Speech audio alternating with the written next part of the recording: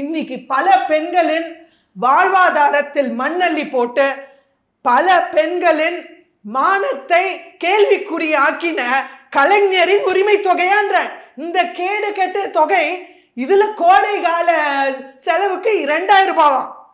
அதாவது நான் கேட்கிறேன், இன்னைக்கு தமிழ் பெண்ணின் மானத்தை, இன்னைக்கு தமிழ் பெண்ணின் தன்மானத்தை காப்பாத்த வக்கில்லாத அப்ப நீங்க உங்களுக்கு என்ன 5000 ரூபாய் வேண்டி கிடக்குன்னு நான் கேட்கிறேன்.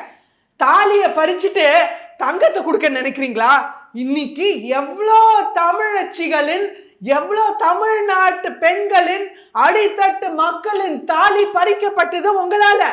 நீங்க தெருவுக்கு தெரு டாஸ்மாக் திறந்து பல 1000 கோடி ஊழல் பண்ணி அதுல சம்பாதிக்க நினைச்சு எவ்வளோ பெண்களின் தாலி இன்னைக்கு பறிப்போச்சு.